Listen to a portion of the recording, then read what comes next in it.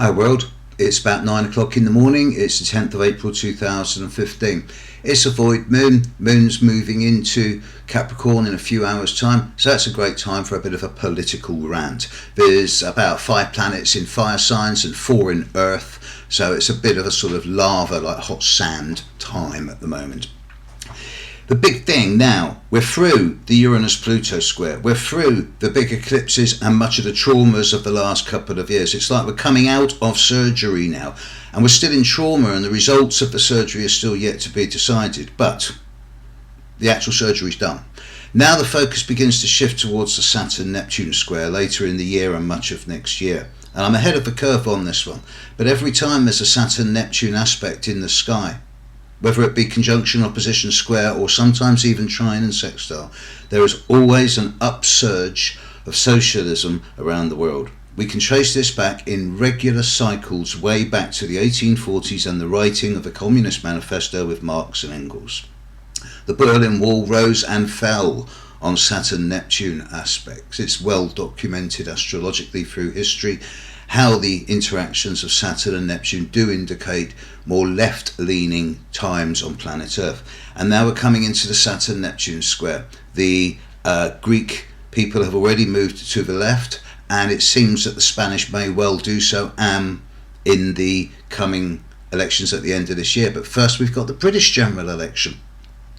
As many of you know, for a long time I've been saying that with Saturn rising on the ascendant at the moment that the polls close in London, that it would be a hung parliament and that there will be another election later this year. That may still be the case, but I was talking with another astrologer in light of recent events of the last couple of days, and an idea came up that if I were to go to an astrologer and say, well, I've got this new long-term project that involves a different way of doing things that I'm prepared to dedicate a minimum of 5 years hard work and serious graft towards, 5 years being the length of a government in this country,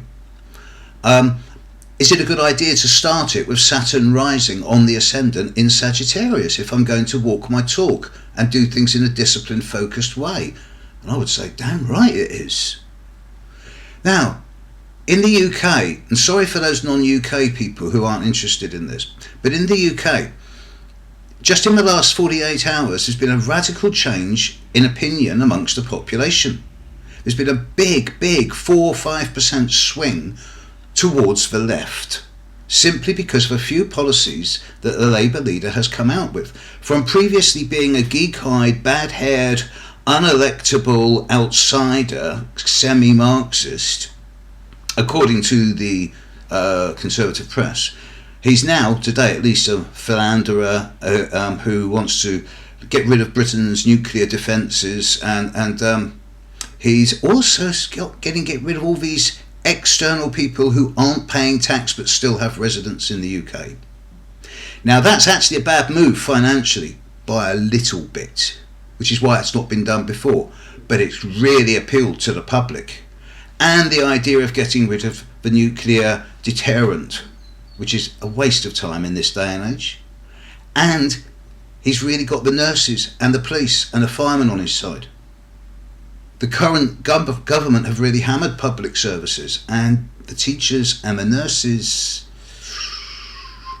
powerful blocks of people.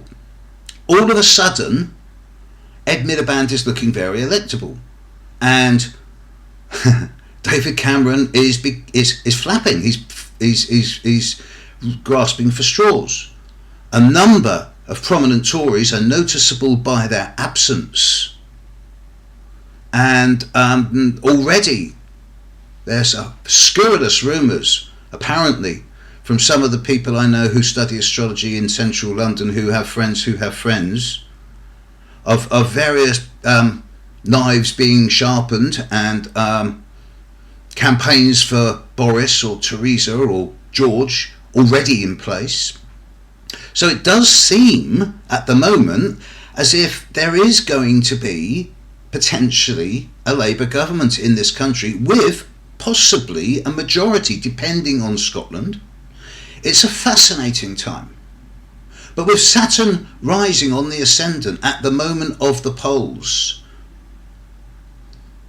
I must admit, I thought it would lead to a fudge. I thought it would lead to a rerun.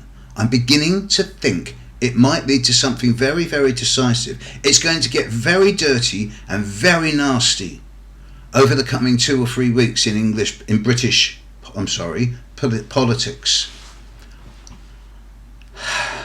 I watch with interest and pleasure. Catch you later.